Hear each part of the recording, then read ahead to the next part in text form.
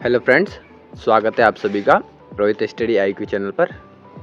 जैसे कि अपन राजस्थान इतिहास की सीरीज में पढ़ रहे थे 1857 की क्रांति, तो पार्ट 1 में अपन ने राजस्थान में कुछ विद्रोह तो पढ़ लिए थे। आज की इस क्लास में अपन पढ़ेंगे कोटा में विद्रोह। ठीक है फ्रेंड्स, चलते हैं, शुरू करते हैं। तो यहाँ से देखेंगे अपन, यहाँ पर क्रांति की शुरुआत यानी कि कोटा में क्रांति की शुरुआत 15 अक्टूबर 1857 को लाला जो जयदयाल है, जो कि कामा भरतपुर से संबंधित थे। अब वर्तमान में जो कामा है वो डीग जिले में पड़ता है। ठीक है फ्रेंड्स, और मेहराब खां जो कि करौली रियासत से संबंधित थे, इनके नेतृत्व में यहाँ पर सबसे ज़्यादा सुनियोजित और सुनियंत्रित तरीके से क्रांति कोटा में ही हुई। ठीक है फ्रेंड्स, यहाँ से क्या ध्यान रखेंगे, एक तो कोटा में क्रांति की शुरुआत कब हुई, तो 15 अक्टूबर 1857 को कोटा में क्रांति की शुरुआत हुई। किन के नेतृत्व में हुई, तो जयदयाल और मेहराब खां के नेतृत्व में हुई। और इनमें भी इम्पोर्टेंट ये ध्यान रखेंगे कि जो जयदयाल का संबंध था वो कामा से था, जो कि वर्तमान में डीग में आता है, और जो मेहराब खां थे यानी कि जिसमें मात्रा लग रही है ना, वो करौली से संबंधित था। ठीक है फ्रेंड्स, मेहराब खां करौली से और जो जयदयाल था वो कामा से संबंधित थे। इनका भी क्वेश्चन पूछा जा चुका है कि इनका संबंध कहाँ से था। ठीक है फ्रेंड्स, उसके बाद देखेंगे कि राजस्थान में यानी कि संपूर्ण राजस्थान में जो क्रांति हुई थी उसमें सबसे सुनियोजित और सुनियंत्रित जो क्रांति हुई थी ना, वो कोटा में हुई थी। ठीक है फ्रेंड्स, आगे चलते हैं। कोटा में लाला जयदयाल वो मेहराब खां का जो समर्थन में नारायण वो भवानी पलटन के द्वारा क्रांति की गई।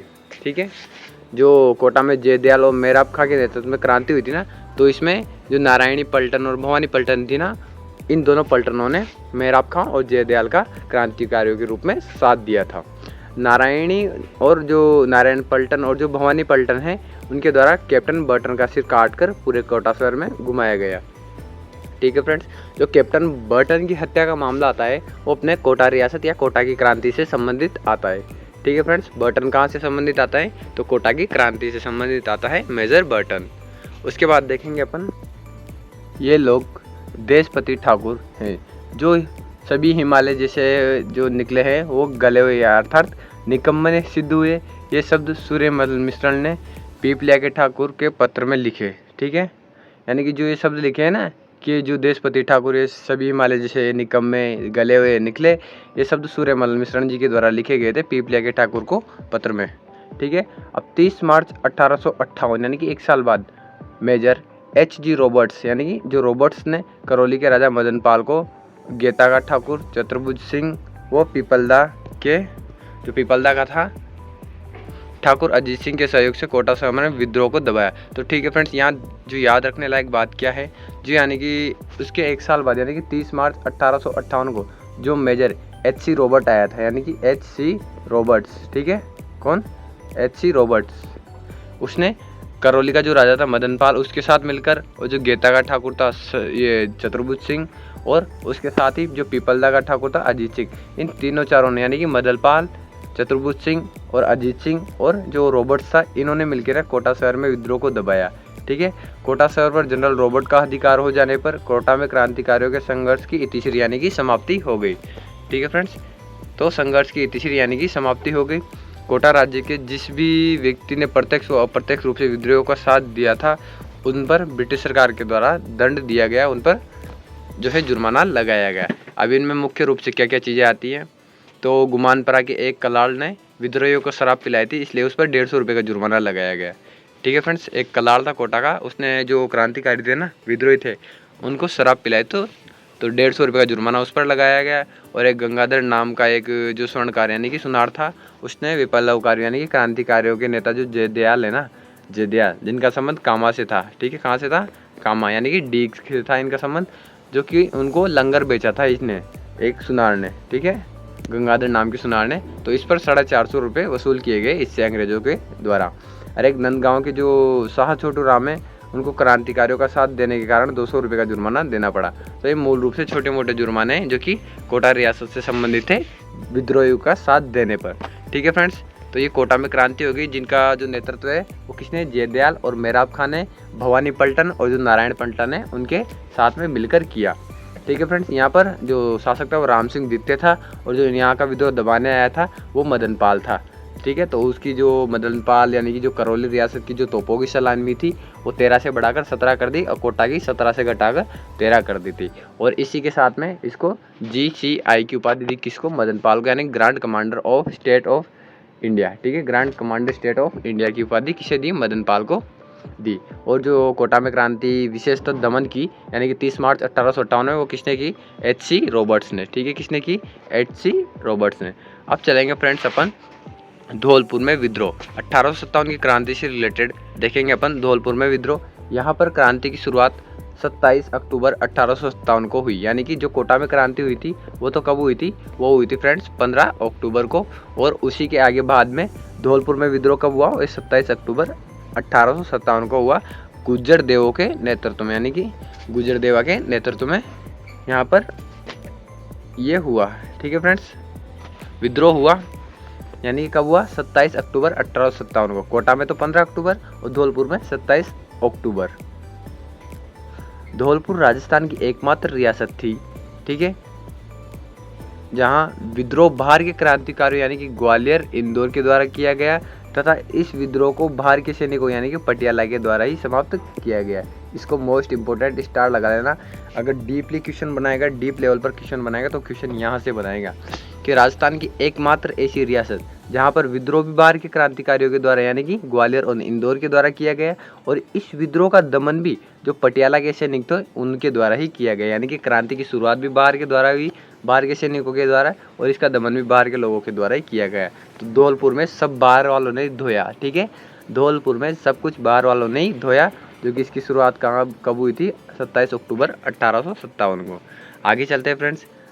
धौलपुर में ग्वालियर व इंदौर के विद्रोही सैनिक राव रामचंद्र व हीरालाल के नेतृत्व में, ठीक है फ्रेंड्स, किनके नेतृत्व में, राव रामचंद्र और हीरालाल के नेतृत्व में स्थानीय सैनिकों की सहायता से विद्रोह कर राज्य पर अपना अधिकार कर लिया। ठीक है, अब आगे पढ़ेंगे अपन कि जो धौलपुर के जो भगवंत सिंह है उन्होंने अंग्रेजों का साथ दिया। तो स्पेशली ये क्वेश्चन आता है फ्रेंड्स, छोटे मोटे जो ऑनलाइनर क्वेश्चन पूछता है ना, वहाँ पे क्वेश्चन आता है कि धौलपुर में क्रांति के टाइम पर कौन सा शासक था, तो भगवंत सिंह। ये क्वेश्चन आ भी चुका है फ्रेंड्स। ठीक है, ये क्वेश्चन पहले पूछा जा चुका है, इसको स्टार लगा लेंगे आप। धौलपुर में क्रांति के समय या 1857 की क्रांति के समय वहाँ का शासक कौन था, तो भगवंत सिंह। ठीक है फ्रेंड्स, अब चलते हैं फ्रेंड्स टोक में विद्रोह।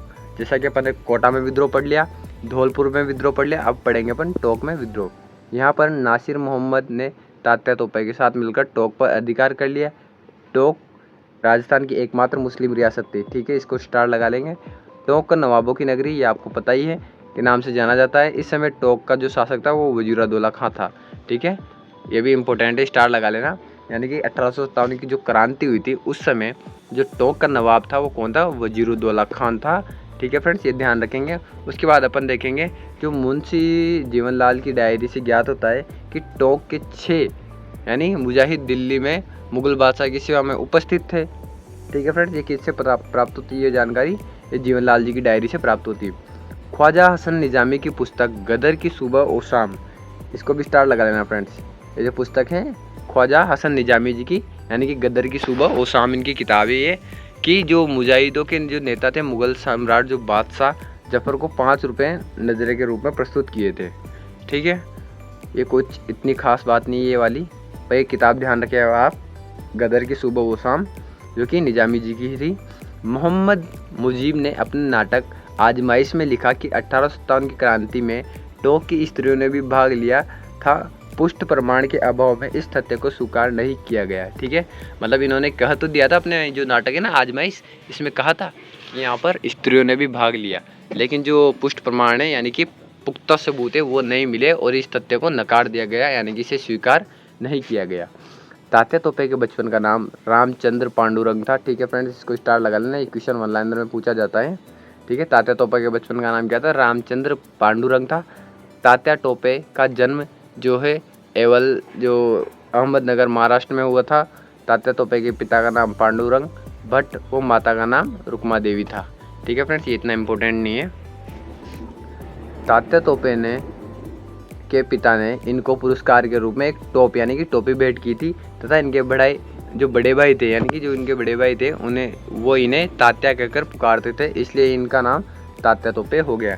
इनका जो मूल नाम है, जो बचपन का नाम है, वो तो रामचंद्र पांडुरंग है, लेकिन इनको पिताजी ने इनको एक टोपी भेंट की थी और इनके बड़े भाई इन्हें प्यार से तात्या कहकर बुलाते थे, इसलिए इनका नाम तात्या तोपे पड़ गया।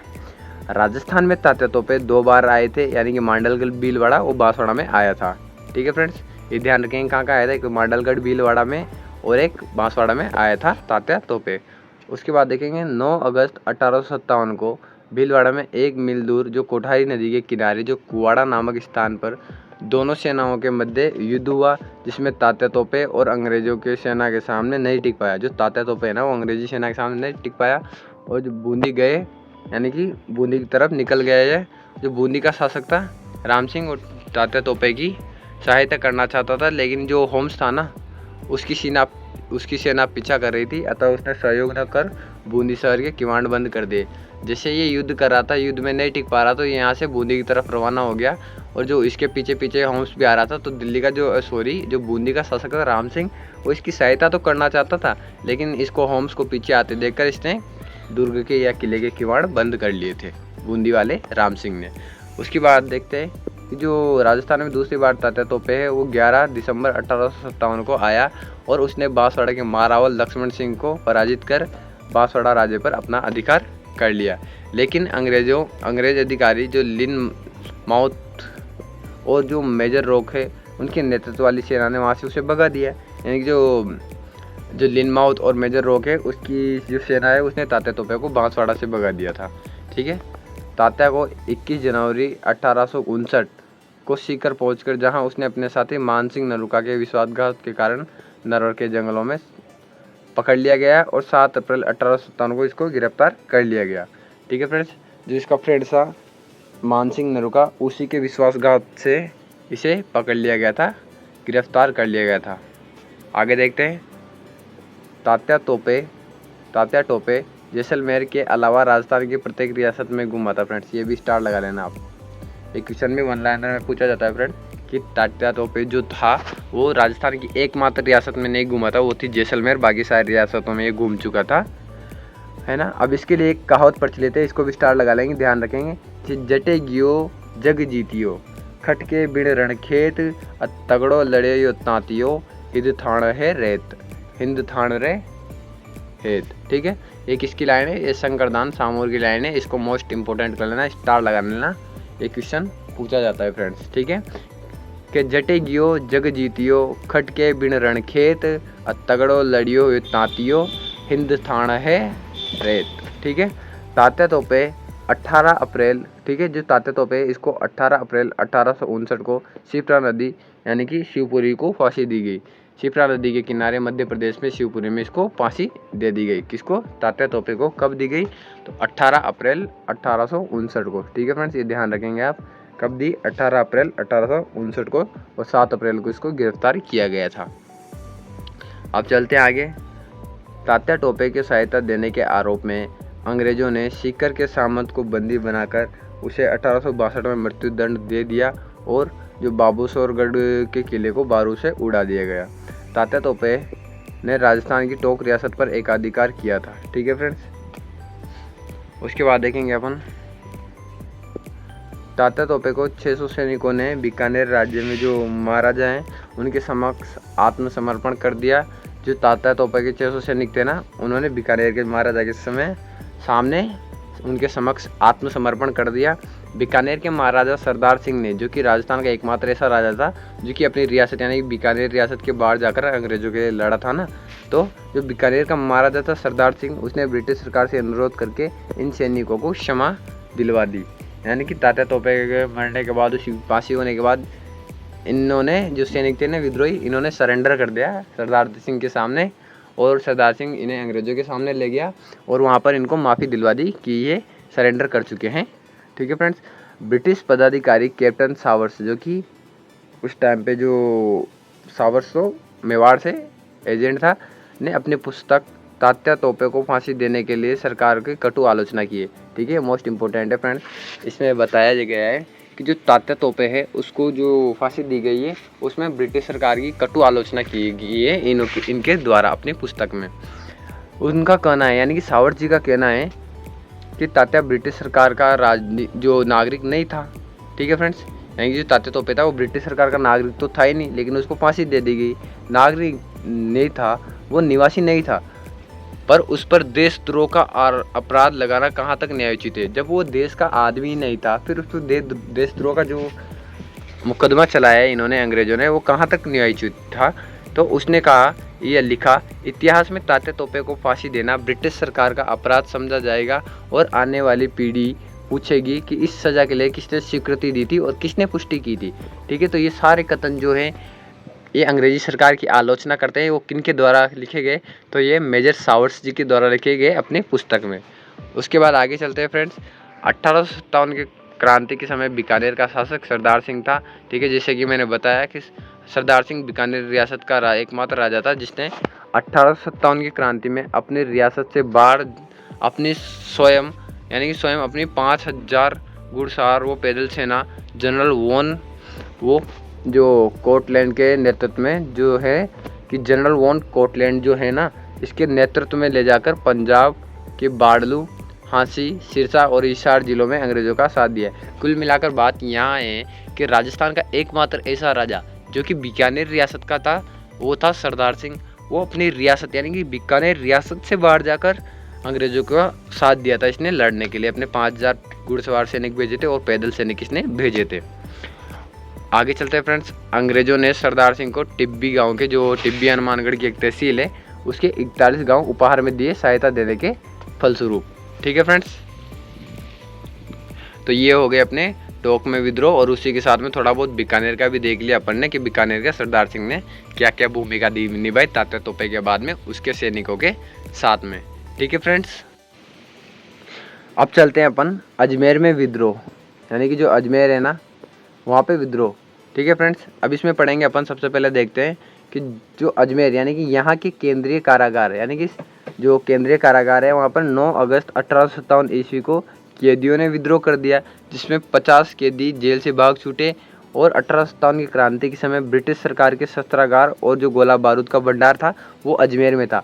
ये मोस्ट इम्पोर्टेंट है फ्रेंड्स, इस लाइन को इम्पोर्टेंट लगा लेना कि जो ब्रिटिश सरकार का गोला बारूद का जो भंडार थे, जो शस्त्रागार था, वो कहाँ पे था फ्रेंड्स? अजमेर में था। इस लाइन को इम्पोर्टेंट लगा लेना, ये क्वेश्चन पूछा जा चुका है, आगे भी पूछा जा सकता है। इसलिए शायद किसी ने ठीक ही कहा था, अगर क्रांतिकारी दिल्ली जाने के बजाय अजमेर को नियंत्रण में लाते, यानी कि अजमेर पर आक्रमण करते, उसको कंट्रोल करते, तो आज क्रांति का रुख कुछ और ही होता, ये किसी ने कहा था। ठीक है फ्रेंड्स, इसके बाद देखेंगे अपन जो एजेजी लॉरेंस है ना, यानी कि जो एजेंट टू गवर्नर जनरल जो लॉरेंस है ना, उसने डीसा से यूरोपियन सेना को अजमेर बुलाया और जोधपुर के शासक जो तख्त सिंह है, उस तख्त सिंह ने कुशल राज सिंघवी के नेतृत्व में अजमेर की सेना भेजी। ठीक है फ्रेंड्स, दोबारा देखेंगे इसको।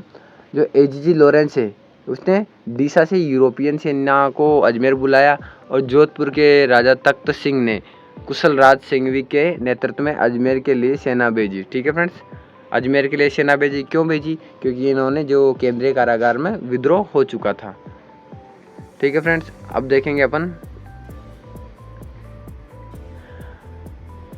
राजस्थान में 1857 की क्रांति के प्रमुख केंद्र व उनके प्रारंभ होने की तिथि, यानी कि 1857 की जो क्रांति है वो कहाँ तो क्रांति की शुरुआत हुई और कब क्रांति की शुरुआत हुई, तो ये सारी डेट मोस्ट इंपॉर्टेंट है। इसको आप स्टार करके या इनको एक अलग से कागज़ में लिख के चिपका लेंगे दीवार पे। अब देखेंगे नसीराबाद में विद्रोह, यानी कि जो राजस्थान में सर्वप्रथम विद्रोह हुआ था, क्रांति की जो शुरुआत हुई थी वो कहाँ से हुई थी? वो नसीराबाद जो कि अजमेर में पड़ता है, वहाँ से 28 मई को 1857 को राजस्थान में क्रांति की शुरुआत गुरुवार के दिन बख्तावर सिंह जी के नेतृत्व में हो चुकी थी।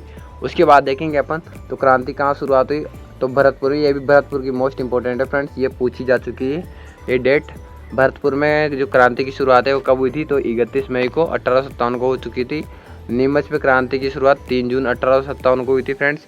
आगे चलते हैं, जो देवड़ी है, देवड़ी में जो छावनी में क्रांति की शुरुआत 10 जून को हुई थी फ्रेंड्स। उसके बाद देखेंगे टोंक में, अभी देखा अपने टोंक में, तो 14 जून 1857 को टोंक में। अलवर में देखें तो 11 जुलाई 1857 को अलवर में। अजमेर के कारागाह में देखें तो 9 अगस्त को हुई थी फ्रेंड्स। उसके बाद एरनपुरा में देखें तो 21 अगस्त को एरनपुरा छावनी में सैनिक विद्रोह हुआ था। ठीक है फ्रेंड्स, एरनपुरा छावनी में कब हुआ, 21 अगस्त को एरिनपुरा छावनी में विद्रोह हुआ। जोधपुरा लीजियन में विद्रोह 23 अगस्त को हुआ। और जो बिथोड़ा का युद्ध यानी कि 8 सितंबर 1857 को हुआ था, जो कि कुशाल सिंह चंपावत और जो अंग्रेजी सेना थी उनके बीच में हुआ, यानी कि तख्त सिंह की सेना के बीच में हुआ उधर। और युद्ध अगला युद्ध था चेलावास का युद्ध, जिसे अपन कालो गोरो का युद्ध या गोरो कालो का युद्ध कहते हैं। वो 18 सितंबर यानी कि इसी के बिथोड़ा के 10 दिन बाद हुआ था। कुशाल सिंह चंपावत की सेना और अंग्रेजों की सेना और तख्त सिंह की सेना के संयुक्त साथ में। धौलपुर में ये भी स्टार लगा लेना, धौलपुर राज्य में विद्रोह है वो 27 अक्टूबर 1857 को हुआ। फ्रेंड्स कब हुआ? 27 अक्टूबर 1857 को हुआ। यहाँ की जो खास बात है वो ये है कि यहाँ पर विद्रोह करने वाले भी बाहर के क्रांतिकारी थे और यहाँ को विद्रोह को दबाने वाले क्रांतिकारी भी बाहर के ही थे। ठीक है फ्रेंड्स, धौलपुर में विद्रोह करने वाले भी बाहर के थे और इसको दबाने वाले भी बाहर के ही थे।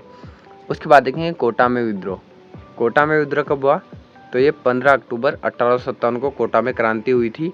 और जो कोटा में क्रांति हुई थी वो संपूर्ण राजस्थान में सबसे सुनियोजित तरीके से और सुनियंत्रित तरीके से क्रांति कोटा में हुई थी, जो कि जयदयाल जो कि कामा जो डीग हैं वहाँ से संबंधित थे और मेराब खां जो कि करौली से संबंधित थे। और इन दोनों का साथ दिया था एक तो नारायण पलटन ने और एक भवानी पलटन ने।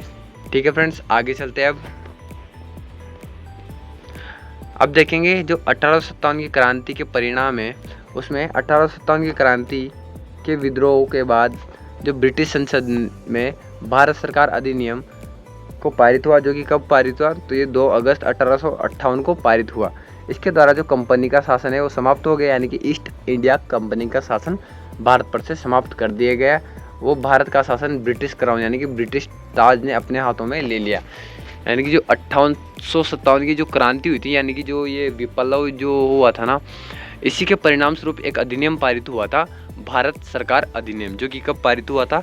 2 अगस्त 1858 को ये अधिनियम पारित हुआ था। और इस अधिनियम के तहत क्या हुआ था, जो भारत में कंपनी का शासन स्थापित था ना, यानी ईस्ट इंडिया कंपनी का जो शासन था उसे समाप्त करके जो भारत का शासन है वो ब्रिटिश क्राउन के ने अपने हाथों में, यानी कि ब्रिटिश संसद ने अपने हाथों में ले लिया।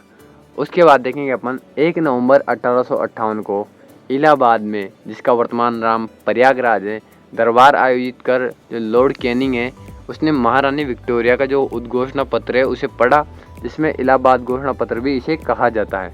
ठीक है, इसमें भारत के वायसराय का नया पद सृजित किया गया। इसको भी मोस्ट इम्पोर्टेंट लगा लेना फ्रेंड्स। ठीक है फ्रेंड्स, इसमें क्या इंपॉर्टेंट है, जो 1 नवंबर 1858 यानी कि अगले ही साल, क्रांति के अगले ही साल इलाहाबाद में एक दरबार आयोजित हुआ था। इलाहाबाद यानी कि जो उत्तर प्रदेश का प्रयागराज है ना वर्तमान में, वो इलाहाबाद था पहले। ठीक है, तो वहाँ पर एक दरबार आयोजित हुआ था, जो कि लॉर्ड कैनिंग था ना, उसने एक उद्घोषणा पत्र पढ़ा था महारानी विक्टोरिया का, जिसे अपन इलाहाबाद घोषणा पत्र भी कहते हैं।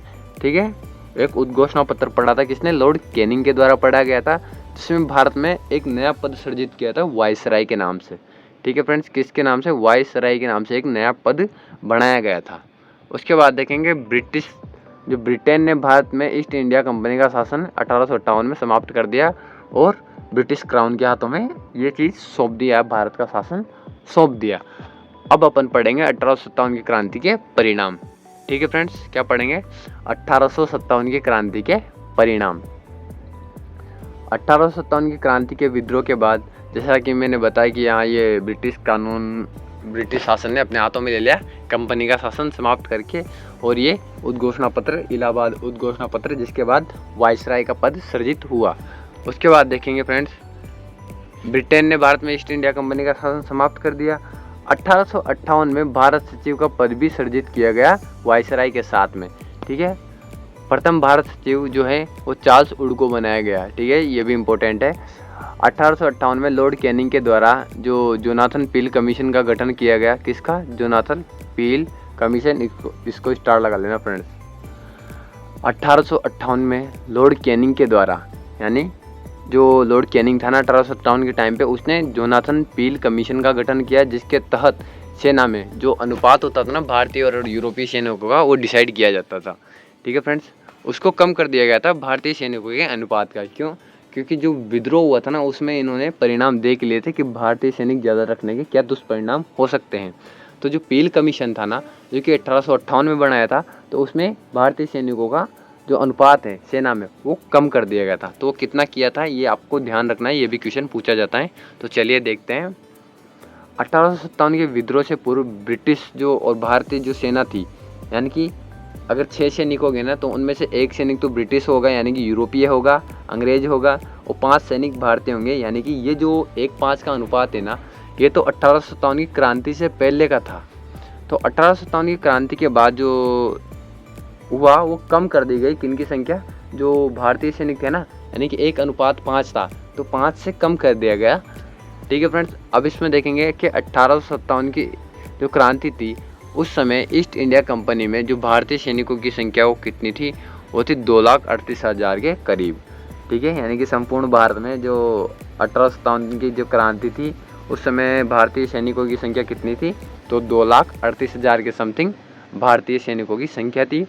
विद्रोह के पश्चात बंगाल प्रेसिडेंसी में यूरोपीय और भारतीय सैनिकों का अनुपात 1:2 रखा गया। यानी कि ये कहाँ की बात है, केवल ये बंगाल प्रेसिडेंसी की बात है। यहाँ पर 1:2 यानी कि 1 तो अंग्रेजी सैनिक होगा और 2 भारतीय सैनिक होंगे। और बम्बई प्रेसिडेंसी और जो मद्रास हैं, ठीक है, यानी मद्रास यानी कि जो चेन्नई के नाम से जाना जाता है वर्तमान में तमिलनाडु में, ये बम्बई और मद्रास प्रेसिडेंसी वहाँ पर 1:3 यानी कि अगर 1 यूरोपीय सैनिक होगा तो 3 भारतीय सैनिक होंगे। ठीक है फ्रेंड्स, इसके बाद देखेंगे अपन परंपराओं और रीति रिवाजों के विरुद्ध अपनाई गई नीति के फलस्वरूप भारत में विद्रोह भड़क उठा। क्यों? क्योंकि तात्कालिक कारण तो यहाँ वही था, एक तो जो कारतूस चर्बी वाले कारतूस थे ना, तो उनका प्रयोग करवा रहे थे और भारतीयों का धर्म भ्रष्ट करवा रहे थे। ठीक है, तो पंडित जवाहरलाल नेहरू ने अपने पुस्तक हिंदुस्तान की कहानी, ये भी मोस्ट इंपॉर्टेंट है फ्रेंड्स, डीपली क्वेश्चन या अच्छे लेवल का क्वेश्चन बनाएगा ना तो यहाँ से क्वेश्चन बनाता है क्रांति का। ठीक है, तो हिंदुस्तान की कहानी जो संक्षिप्त यानी कि जो छोटा संस्करण है उसमें लिखते हैं कि 1857 का जो विप्लव है ना उसने तीव्र गति से व्यापक रूप ले लिया, वह हिंदुस्तान की लड़ाई बन गई। ठीक है, ये किसने कहा? जवाहरलाल नेहरू जी ने कहा। उनका मत है कि मुख्यतः ये एक सामंतवादी विद्रोह था। ठीक है, जिसके नेता सामंत या सरदार थे वो उनके साथी थे, परंतु विभिन्न कारणों से देश में अंग्रेजी विरोधी भावना व्याप्त थी, अतः कुछ अंशों तक ये विप्लवकारियों को जन समर्थन भी प्राप्त हुआ। यानी कि जवाहरलाल नेहरू जी है, इनका कहना था जो ये क्रांति हुई थी ना, ये विशेष रूप से एक सामंतवादी क्रांति थी, मतलब सामंतवादी विद्रोह था, सामंत को प्रति विद्रोह था। इनके जो नेता थे यानी कि जो नेतृत्व करता थे वो कुछ सरदार ही थे, लेकिन जो कहीं कहीं पे अंग्रेजों से परेशान आदमी थे ना, जो अंग्रेजों की रीतियों से परेशान आदमी थे, उनका समर्थन भी इन सरदारों को यानी इन सामंतवाद वालों को मिल गया, और ये जो है कुछ अंशों में जन समर्थन भी इनको मिल गया था। ये ऐसा किसने कहा? तो जवाहरलाल नेहरू जी ने इनको कहा। तो यहाँ पे क्वेश्चन बनेगा, जवाहरलाल नेहरू के अनुसार 1857 की क्रांति का स्वरूप कैसा था? तो इनके अनुसार ये एक सामंतवादी विद्रोह था केवल। ठीक है, अंततः ये कहना उपयुक्त होगा कि 1857 का जो विप्लव यानी कि जो विद्रोह है वो पूर्णतया राष्ट्रीय विद्रोह नहीं कहा जा सकता, तो इसे मात्र सिपाही विद्रोह यानी गदर की संज्ञा देना भी उचित नहीं है। तो इन्होंने ये कहा था कि एक तो इसे राष्ट्रीय विद्रोह भी नहीं कहा जा सकता। क्यों? क्योंकि बहुत सी जगह तो ये मतलब बहुत छोटे रूप में हुआ था और बहुत सी जगह तो बहुत अच्छे यानी बहुत विशाल रूप में क्रांति हुई थी, तो इसे राष्ट्रीय विद्रोह भी नहीं कहा जा सकता। और जैसा कि क्रांति कई कई जगह बहुत बड़ी भी हुई थी, बहुत भारी विप्लव भी हुआ था, तो इसे मात्र सैनिक गदर विद्रोह भी नहीं कहा जा सकता। यानी कि दोनों के बीच की स्थिति है ये। तो उसके बाद जो मुंशी जीवनलाल जी और जो मोइनुद्दीन दुर्गादास बांदोपाध्याय जो कि बरेली के थे, और लॉरेंस, उसके बाद जो ट्रेविलियन के और मालेसन, टी.आर. होम्स, और इन सब के अनुसार जो 1857 की क्रांति वो एक सैनिक विद्रोह था। ये भी इम्पोर्टेंट है फ्रेंड्स, स्टार लगा लेना। अच्छे लेवल का अगर क्वेश्चन बनाएगा तो मैं आपको बार बार बोल रहा हूँ यहीं से क्वेश्चन बनाएगा। मुंशी जीवनलाल, मोइनुद्दीन दुर्गादास बांदोपाध्याय और लॉरेंस, ट्रेविलियन के, मालेसन, टी.आर. होम्स, इन सब के अनुसार ये केवल सैनिक विद्रोह था। उसके बाद इम्पोर्टेंट क्या है कि शशिभूषण जो चौधरी हैं उसने अपनी पुस्तक, ठीक है, ये पुस्तक का नाम पूछा जा चुका है फ्रेंड्स, इसको स्टार लगा लेंगे। ठीक है, the heroes of the Indian mutiny. ठीक है फ्रेंड्स, उसमें 1857 की जो ईस्वी है, इसकी जो क्रांति हुई थी, इस संघर्ष को स्वतंत्रता संग्राम माना। ठीक है फ्रेंड्स, तो किन ने माना? ये शशि भूषण जो चौधरी साहब हैं, इन्होंने इसको स्वतंत्रता संग्राम माना है। ठीक है फ्रेंड, स्टार लगा लेंगे, इसको ध्यान रखेंगे। उसके बाद देखेंगे जो शशि भूषण चौधरी हैं, इन्होंने जो 1957 में प्रकाशित हुई थी civil rebellion in Indian mutinies में 1857 से लेकर 1859 में जो 1857 और 58 की घटना हुई है, उनको सैनिक विद्रोह व असैनिक विद्रोह के समिश्रण रूप में देखा, यानी कि दोनों के मिश्रण के रूप में इन्होंने देखा। इनकी जो किताब है जो कि civil rebellion in Indian mutinies में किया था। ठीक है, इनको सैनिक विद्रोह और असैनिक विद्रोह दोनों को सम्मिश्रित रूप दिखाया है इन्होंने। उसके बाद देखेंगे L.E.R. रीज ने 1857 की क्रांति को धर्म अंधों और ईसाइयों के विरुद्ध विद्रोह कहा था। ठीक है फ्रेंड्स, ये भी स्टार लगा लेना आप। जो भी जिसने कहा था वो सब बहुत काम के हैं। ठीक है, अगर डीप क्वेश्चन बनाएगा क्रांति में से, 1857 की क्रांति के टॉपिक में से, तो वो यहीं से क्वेश्चन बनाएगा। ठीक है फ्रेंड्स, तो इन्होंने क्या कहा था? ये ईसाइयों और जो धर्मांध लोग हैं उनके विरुद्ध विद्रोह बताया था जनता का। ठीक है, किसने? L.E.R. रीज ने। उसके बाद S.N. सेन। ठीक है, S.N. सेन ने जो 1857 का विद्रोह है उसे सरकारी इतिहासकार सरकार ने इन्हें 1857 के विद्रोह पर अधिकृत इतिहास लिखने को कहा था। ठीक है फ्रेंड्स, इन्होंने कुछ नहीं कहा, इन्होंने जो सरकार थी ना, सरकार ने इनको इतिहास लिखने को कहा था इस क्रांति पर। ठीक है फ्रेंड्स, किसको? S.N. सेन को। इन्होंने सैनिक बगावत व 1857 का विद्रोह, यानी कि 1857 सॉरी यहाँ पर मिस्टेक है, 1857 नामक पुस्तक लिखी, यानी कि सैनिक बगावत व 1857 का विद्रोह, ये नाम है किताब का। सैनिक बगावत व 1857 का विद्रोह, ये किताब किन्ने लिखी? तो ये S.N. सेन के द्वारा लिखी गई। और इस पुस्तक में इन्होंने 1857 के संबंध में लिखा कि यद्यपि विद्रोहियों को राष्ट्रीय संग्राम नहीं कहा जा सकता, यानी कि जो विद्रोह हुआ था ना यहाँ पर, उसे राष्ट्रीय यानी कि नेशनल लेवल का संग्राम नहीं कहा जा सकता, परंतु इसे विद्रोह की संज्ञा देना भी गलत है, क्योंकि ये कहीं भी केवल सैनिकों तक सीमित नहीं रहा। ठीक है, यानी कि इन्होंने कहा कि एक तो इसे नेशनल जो मतलब राष्ट्रीय स्तर पर सैनिक विद्रोह भी नहीं कहा सकता, राष्ट्रीय संग्राम भी नहीं कहा जा सकता, और इसे सैनिक विद्रोह भी नहीं कहा जा सकता। क्यों? क्योंकि बहुत सी जगह इसमें सैनिकों के साथ साथ जन समर्थन भी प्राप्त हुआ है। ठीक है, इसमें जनता का समर्थन भी प्राप्त हुआ है बहुत सी जगह, तो इसे सैनिक विद्रोह कहना भी सही नहीं है। ठीक है फ्रेंड्स, अब आगे चलते हैं। R.C. मजूमदार, ये मोस्ट इंपॉर्टेंट है फ्रेंड्स, इसको तो डबल स्टार ट्रिपल स्टार जितने हो सके उतने लगा लेना फ्रेंड्स। ठीक है, R.C. मजूमदार का ये कथन तो बहुत इंपॉर्टेंट है, क्योंकि ये बहुत सी बार पूछा भी जा चुका है। R.C. मजूमदार, इन्होंने अपनी पुस्तक द सिपाही mutiny and the rebellion of 1857, ये इनकी पुस्तक है और जो कि मोस्ट इंपॉर्टेंट है फ्रेंड्स, ये भी कितनी बार पूछी जा चुकी है। ठीक है, स्टार्ट कर लेंगे इसको। उसमें प्रकाशित की और इसमें लिखा है कि इन्होंने कि ये तथाकथित प्रथम राष्ट्रीय संग्राम न तो प्रथम और न ही राष्ट्रीय तथा न ही स्वतंत्रता संग्राम था। ये R.C. मजूमदार ने कहा। क्या कहा?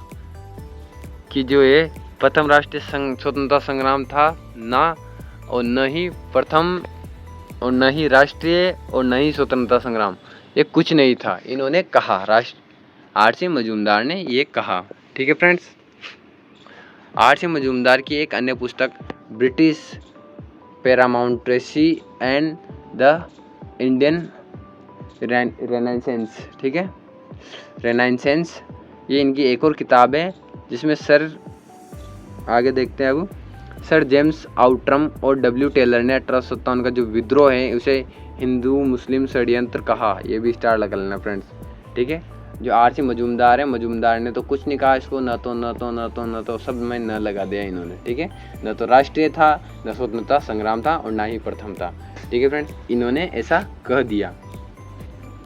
उसके बाद देखेंगे अपन फ्रेंड्स, जो बेंजामिन डिज़रेली ब्रिटिश प्रधानमंत्री था, उन्होंने 1857 की जो क्रांति है उसको राष्ट्रीय विद्रोह कहा। ठीक है, तो किसी ने क्या कहा, किसी ने क्या कहा, किसी ने क्या कहा, वो सब ध्यान रखना है आपको।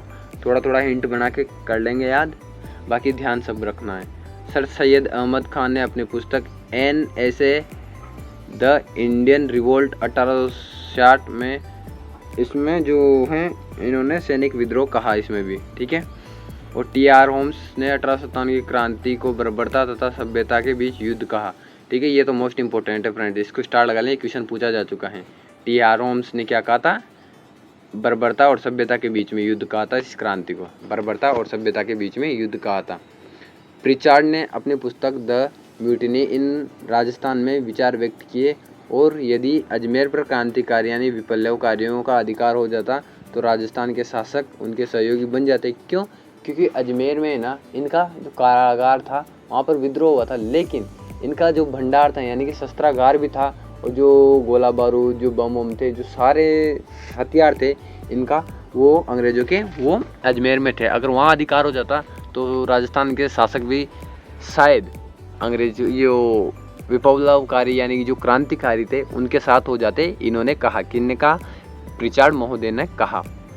रेजिडेंसी के संबंध में पन्नीकर ने कहा कि रेजिडेंसी में होने वाली फुसफुसाहट राज्य के लिए गरज हो जाती थी। ठीक है फ्रेंड्स, ये भी स्टार लगा लेना। जो पन्नीकर महोदय, इन्होंने कहा था कि अगर जो भी रेजिडेंसी यानी कि जो भी सैन्य टुकड़ियाँ होती थी, जो भी दल होते थे, उनमें अगर जरा सी भी फुसफुसाहट होती थी ना किसी चीज़ को लेकर, तो एक गरज के रूप में सामने आती थी। क्यों? क्योंकि ये 1857 की क्रांति भी एक ऐसा ही विप्लव था। डॉक्टर ताराचंद ने 1857 की क्रांति को राष्ट्रीय विप्लव कहा। ठीक है फ्रेंड्स, किसने क्या कहा ये सब ध्यान रखना है आपको, बार बार रिवीजन करेंगे इस चीज़ का, क्योंकि अगर अच्छे लेवल का क्वेश्चन बनाएगा तो यहीं से बनाएगा। अंग्रेज इतिहासकारों ने इसे सिपाही विद्रोह, सामंतवादी प्रतिक्रिया, हिंदू मुस्लिम संयंत्र आदि कहा, ये अंग्रेजों ने कहा। ठीक है फ्रेंड्स, आज की वीडियो में इतना ही। मिलते हैं फ्रेंड्स अगली वीडियो में, और इसी का पार्ट 3 लेके आएंगे, जिसमें अपन जो 1857 की क्रांति है उससे रिलेटेड कुछ और फैक्ट्स देखेंगे, और जो कि अपना ये टॉपिक कंप्लीट हो जाएगा अगली वीडियो में। अगर आपको वीडियो अच्छी लगी हो तो वीडियो को लाइक करें, कमेंट करें और ज़्यादा से ज़्यादा शेयर करें। बहुत से लोग चैनल को सब्सक्राइब नहीं कर रहे हैं, तो प्लीज़ चैनल को सब्सक्राइब कर लें। आगे भी आपको ऐसी वीडियो मिलती रहेंगी। ठीक है फ्रेंड्स, ओके, थैंक यू।